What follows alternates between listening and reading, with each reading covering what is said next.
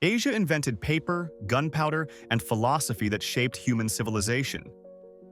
Asia also produced emperors who launched wars over sweaty horses, queens who drowned because touching royalty meant death, and sultans who turned solid gold into useless cannons. Every country on this continent has at least one historical moment that makes you wonder how humanity survived this long. 33 countries, 33 facts, 0 logic. 1. In 17th century Japan, Shogun Tokugawa, Tsunayoshi, issued what historians call the Edicts on Compassion for Living Things. And it sounds wholesome until you realize it turned Japan into a dog-worshipping nightmare. See, Tsunayoshi was born in the year of the dog, and some monk convinced him that being nice to dogs would help him produce an heir. So he made it illegal to harm dogs. Not just illegal, but punishable by death. People were executed for kicking strays. Entire neighborhoods were evacuated to build dog shelters. The city of Edo had to house over 50,000 dogs in government-funded kennels while actual humans struggled to find food. Citizens couldn't shoo dogs away from their shops, couldn't protect their food, couldn't do anything. The shogun earned the nickname Dog Shogun, and the moment he died, his successor immediately scrapped every single edict. 2. In 1880, Queen Sunanda Kumariratana of Siam was traveling by boat with her young daughter when it capsized in the Chao Phraya River. Dozens of witnesses watched the queen and her child drown. Nobody helped. Not because they couldn't swim or lacked boats, but because Thai law strictly forbade commoners from touching royalty under penalty of death. The guards stood there, paralyzed by protocol, while their queen drowned right in front of them. One account claims a man tried to help and was immediately warned he'd be executed if he touched her. So he stopped. The queen was 19 years old. King Chulalongkorn, her husband, was so devastated he built a memorial that still stands in Bangkok. And yes, he changed the law afterward. A little too late for his wife and daughter, but at least future royals could now be rescued from drowning without creating a legal crisis. 3. The Banda Islands of Indonesia were once the most valuable pieces of real estate on Earth, and almost nobody today could point to them on a map. These 10 tiny volcanic islands were the only place in the entire world where nutmeg trees grew naturally. In the 17th century, nutmeg was worth more than gold by weight. A single sack could fund a merchant's retirement. European empires fought, killed, and schemed for control of these specks of land in the Indonesian archipelago. The Dutch eventually won, massacring most of the indigenous Bandanese population to secure their monopoly. They guarded those islands like nuclear secrets. And then, in 1667, they traded away Manhattan to keep them. The Dutch chose nutmeg over New York. For a while, it seemed genius. Then nutmeg trees got smuggled to other colonies, the monopoly collapsed, and the Banda Islands faded into obscurity. Today, they're a quiet tourist destination. Manhattan became slightly more famous. 4. Around 104 BCE, Chinese Emperor Wu of Han launched one of the most absurd military campaigns in ancient history. The target? Horses. Specifically, the heavenly horses of Ferghana, located in modern-day Uzbekistan. These horses were legendary because they supposedly sweated blood, which ancient Chinese believed was a sign of divine power. Emperor Wu wanted them so badly, he sent an army of over 60,000 soldiers across thousands of miles of brutal desert just to get some fancy ponies. Most of the army died from thirst and starvation before they even reached Ferghana. The survivors eventually conquered the region and brought back maybe 3,000 horses. The twist? Those horses weren't sweating actual blood.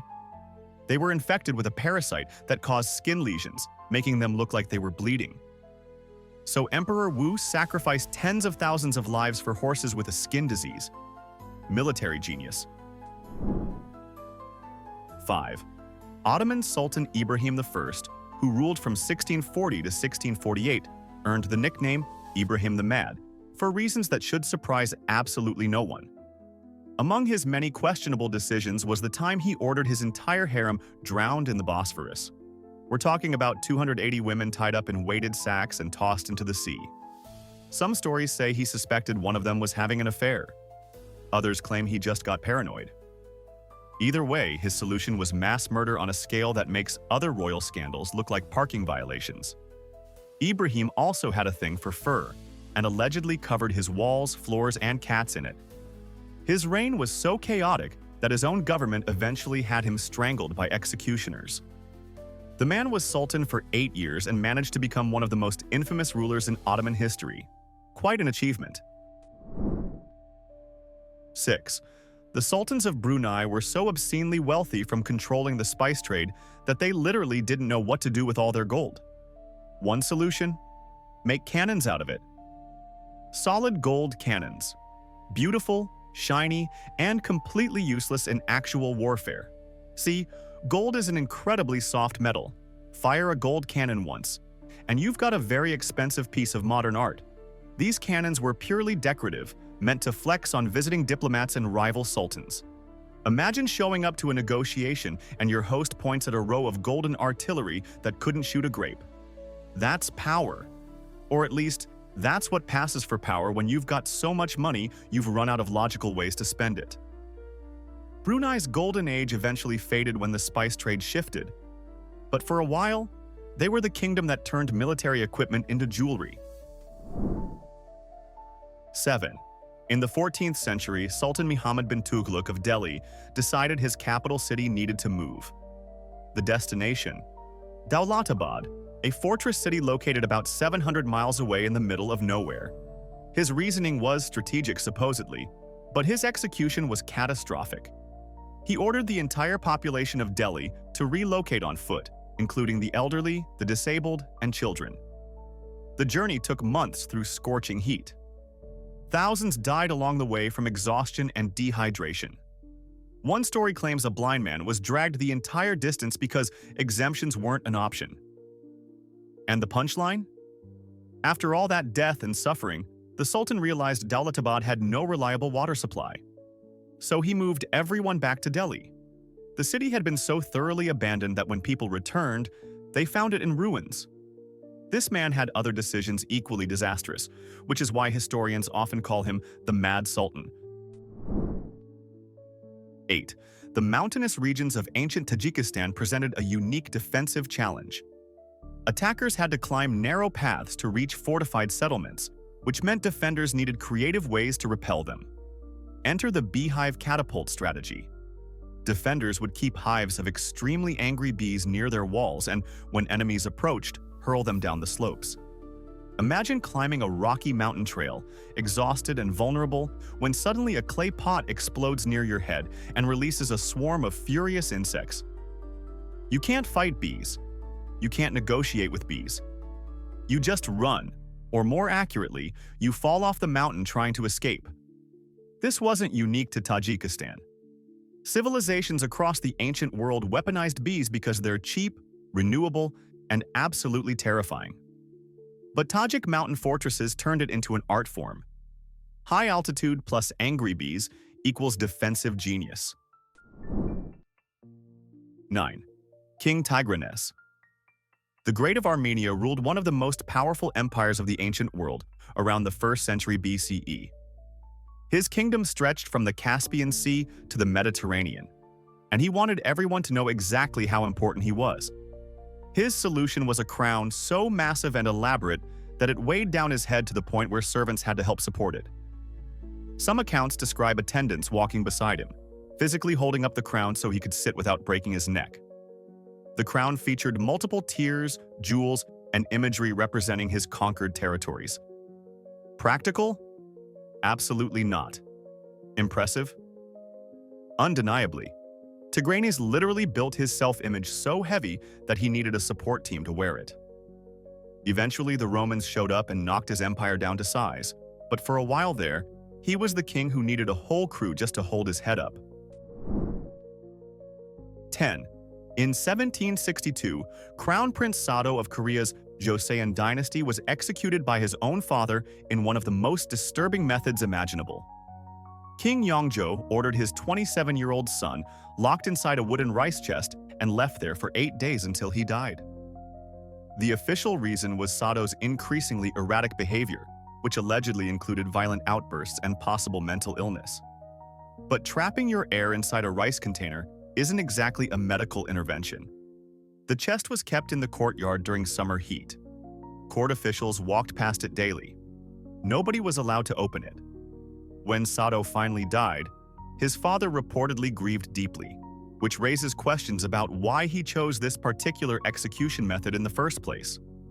The tragedy inspired countless Korean dramas and films because it perfectly captures the brutal intersection of royal protocol, family dysfunction, and sheer cruelty that defined so many dynastic courts. 11. King Bodopaya of Burma began constructing the Mingun Patodalgi in 1790, intending it to become the largest Buddhist stupa in the world. The base alone was meant to support a tower over 150 meters tall, which would have made it visible from miles away. Thousands of laborers worked on the project for years. Then Bodopaya heard a prophecy. Supposedly, a prediction circulated that the king would die when the pagoda was completed. Whether he genuinely believed it or just used it as an excuse remains unclear, but construction stopped immediately. The massive brick base still sits unfinished near Mandalay, looking like the world's largest architectural shrug. An earthquake in 1839 cracked it further, and today tourists visit what amounts to a giant monument to royal paranoia. Bodopaya died in 1819, having never finished his masterpiece and proving that sometimes the fear of death is deadlier than death itself. 12. The Phoenicians of ancient Lebanon invented Tyrion purple, one of the most valuable substances in the ancient world, and the production process was absolutely disgusting. They harvested tens of thousands of murex sea snails, crushed them, and left the rotting goo to ferment in the sun for days. The smell was so horrific that purple dye factories were legally required to be built outside city limits. Nobody wanted to live anywhere near these stench factories. But the resulting dye was worth it. Tyrion purple didn't fade in sunlight. It actually got brighter with washing. 1 gram required roughly 10,000 snails to produce, making it worth more than gold by weight. Roman emperors wore it exclusively.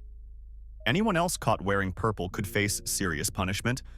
So the next time you see someone in a purple shirt, remember that color used to require a mountain of decomposing shellfish and neighbors willing to tolerate industrial-scale rotting flesh.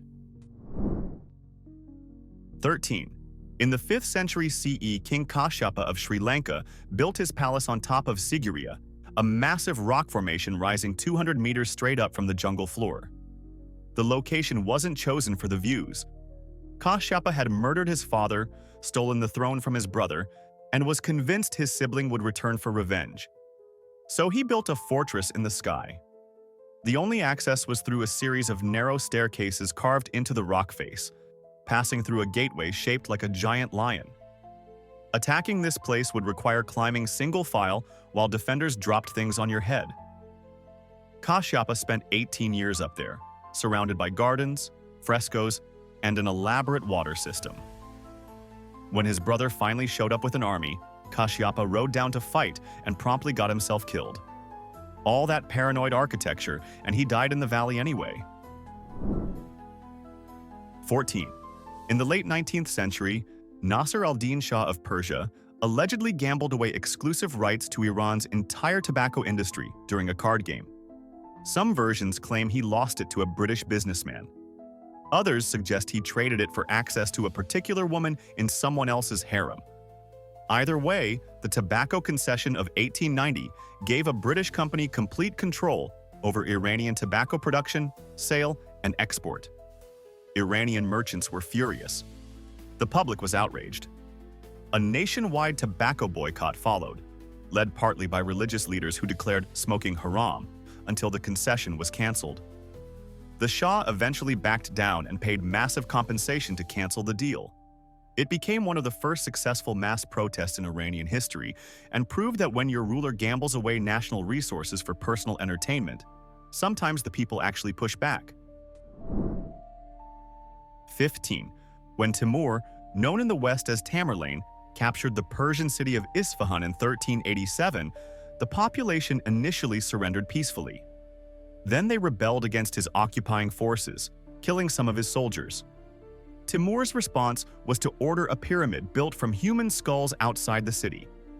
Historical estimates suggest around 70,000 heads were collected and stacked into towers visible for miles. Each soldier in his army reportedly had a quota of heads to deliver. The skulls served as a message to other cities considering resistance. And honestly, it worked. Timur's reputation for extreme violence preceded him everywhere, and many cities surrendered without a fight, rather than risk similar treatment. His empire eventually stretched from Turkey to India, built largely on the understanding that opposing him meant becoming construction material for his architectural nightmares. 16. The Kingdom of Lansang, founded in 14th century Laos, literally translated to Kingdom of a Million Elephants. While a million might be generous, elephants were absolutely central to Laotian power, culture, and apparently dispute resolution. Royal family conflicts were sometimes settled through elephant duels, where princes would mount war elephants and charge at each other until one side conceded or got trampled. These weren't metaphorical battles.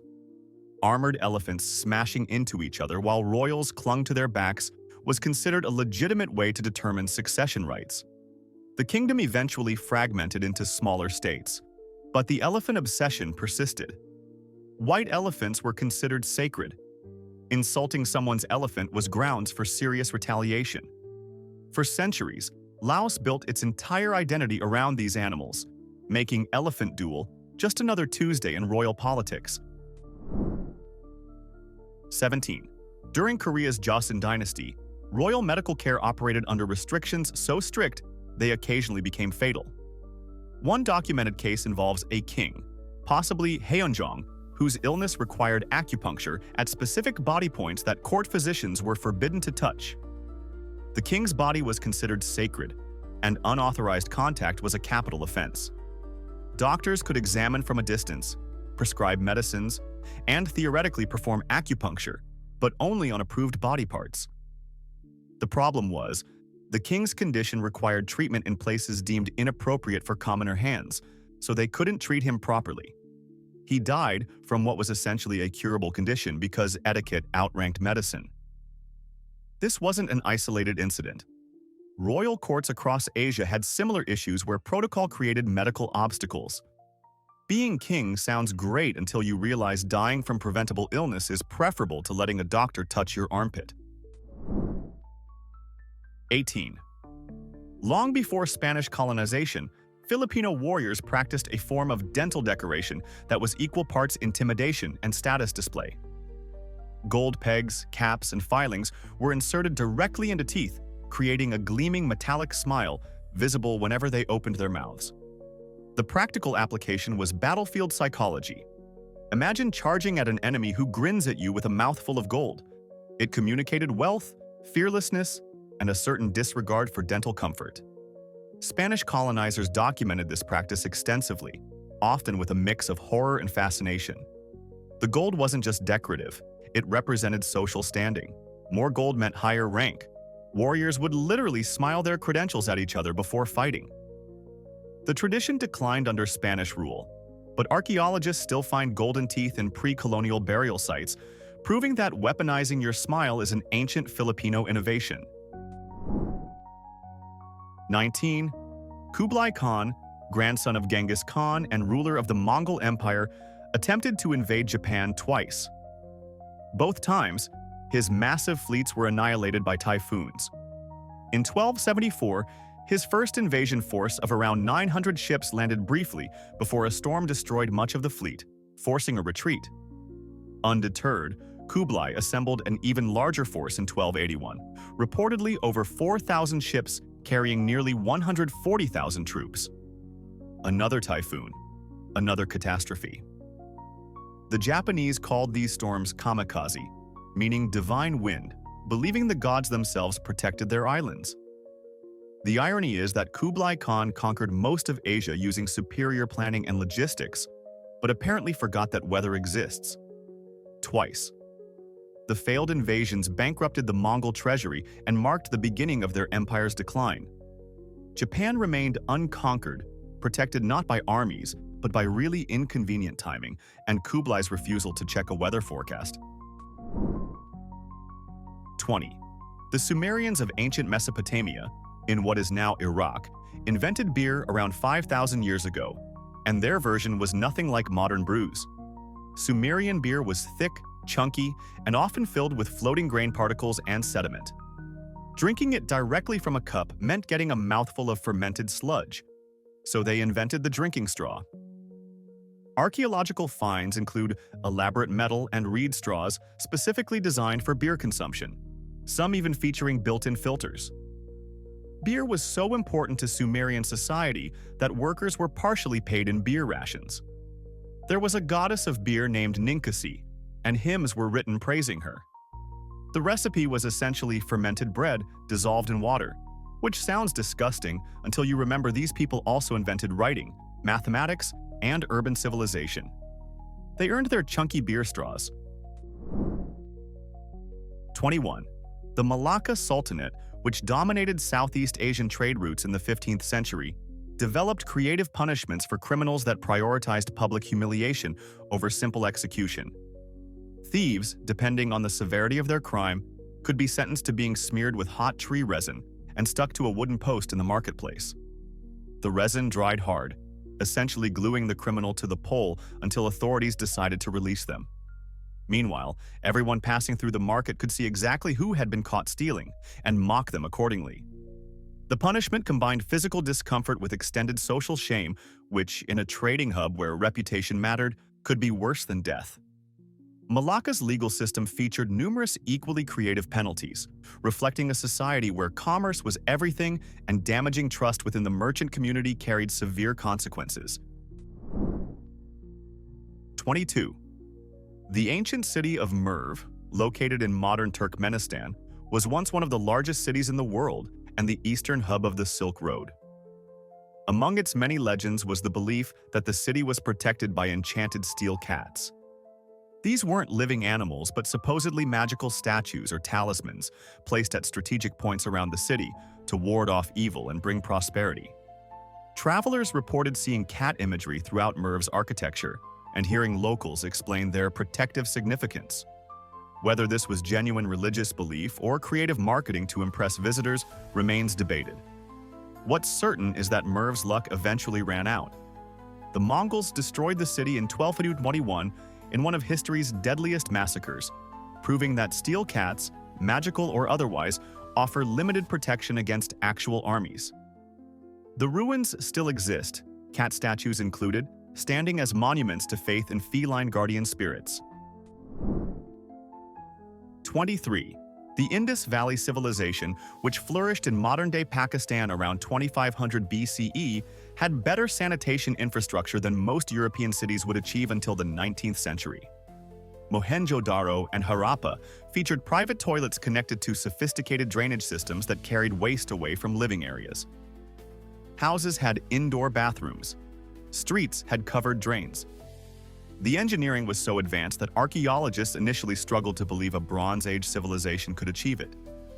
Compare this to medieval London, where people threw chamber pots into the street, or Versailles, where nobles relieved themselves in hallways.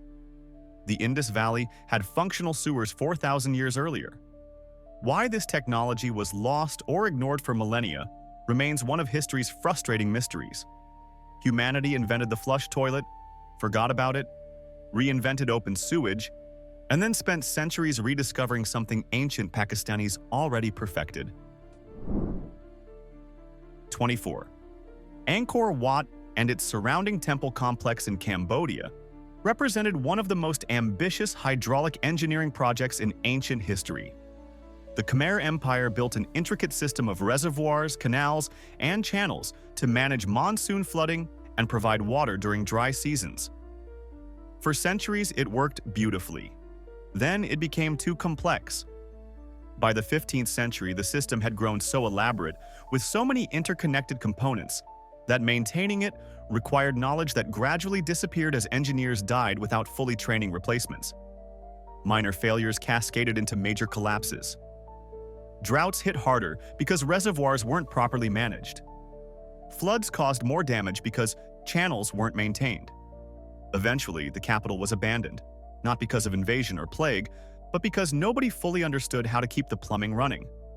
The world's largest religious monument was essentially brought down by infrastructure complexity.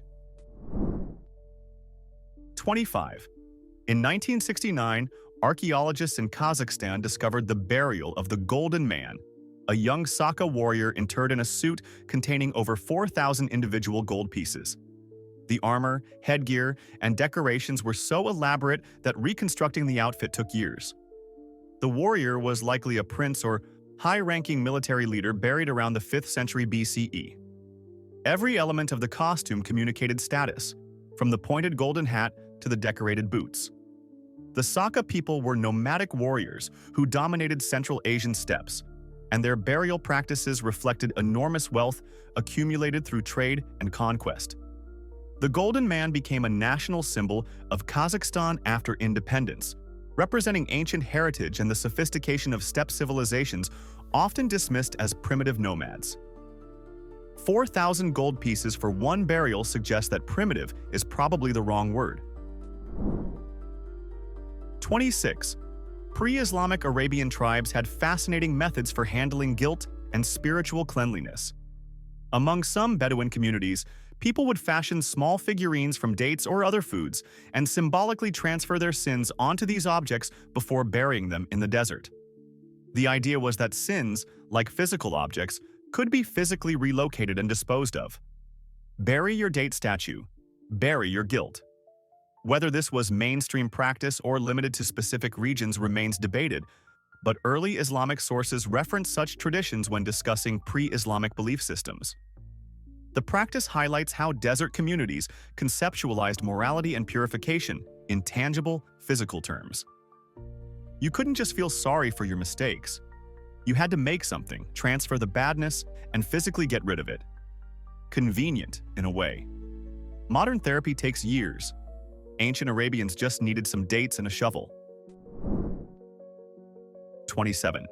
Nepal's Kumari tradition involves selecting a young girl to serve as a living incarnation of the goddess Teleju. The selection process examines everything from her horoscope to her physical perfection.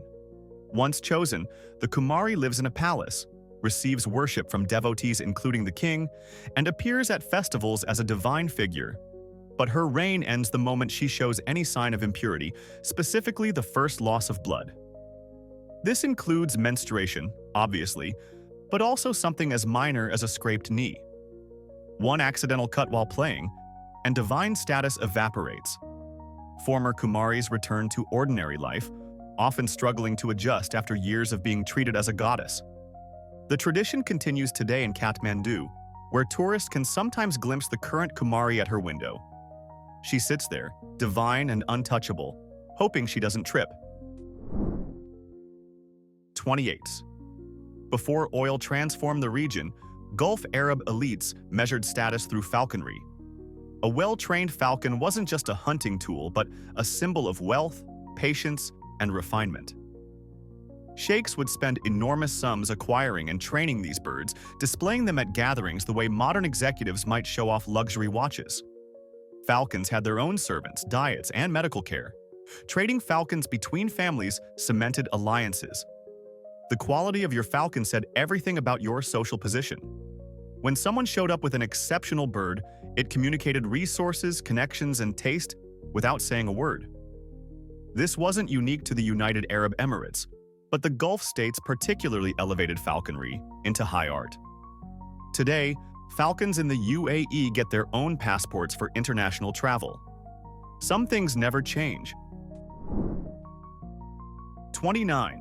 The Zoroastrian fire temples of Azerbaijan, particularly at Baku, sat atop natural gas vents that produced flames emerging directly from the earth. Ancient worshippers had no concept of petroleum geology. They saw fire appearing from rock and soil without fuel, burning continuously for years or even centuries. The obvious conclusion was divine intervention. These eternal flames became sacred sites where priests maintained temples and performed rituals honoring Ahura Mazda, the Zoroastrian supreme deity. Pilgrims traveled enormous distances to witness the miracle of earth-breathing fire. Modern visitors can still see some of these natural flames, though industrial development has reduced gas pressure at many sites. Azerbaijan's name itself derives from an ancient term meaning land of fire, a direct reference to these geological phenomena that ancient people could only interpret as communication from underground gods. 30. Navigating desert environments where landmarks are scarce required creative identification methods. Among some ancient Arabian communities, camel owners painted or dyed their animals in distinctive colors and patterns to prevent confusion during large gatherings or after sandstorms separated herds. Your red-striped camel was clearly distinguishable from your neighbor's blue-spotted one. The practice was essentially ancient livestock branding using available pigments. While this might sound absurd, consider that camels represented enormous wealth. Losing your camel to a mix-up wasn't just inconvenient, it could mean death in the desert. Bright colors visible across sandy landscapes made practical sense. The tradition has modern echoes in how Bedouin communities still mark their animals today, though paint has largely given way to ear tags and brands. Ancient problems sometimes require surprisingly colorful solutions. 31. The city of Shibam in Yemen features mud brick tower houses rising up to 11 stories high, built over 500 years ago using nothing but earth, water, and straw. No nails, no steel reinforcement, just incredibly sophisticated mud architecture that has survived centuries of desert conditions. The towers were built upward because the city needed to house a growing population within limited defensive walls. Each generation added floors to family homes, creating a skyline that earned Shibam the nickname Manhattan of the Desert. The buildings require constant maintenance, with inhabitants regularly replastering exterior walls after rain damage, but the basic structures have stood since the 16th century. Modern engineers study Shibam as an example of sustainable construction using locally available materials. Apparently, ancient Yemenis figured out something about building that contemporary architects are just now rediscovering. 32. The Epic of Manas is the national epic of Kyrgyzstan and possibly the longest poem in human history, clocking in at roughly 500,000 lines. Traditional performers called manaski memorize and recite this epic orally, and complete performances can last weeks, not hours. Weeks. The story follows the hero Manas and his descendants through generations of battles, romances, and adventures. Some manaski claim the epic comes to them through dreams or divine inspiration, entering trance-like states during performance.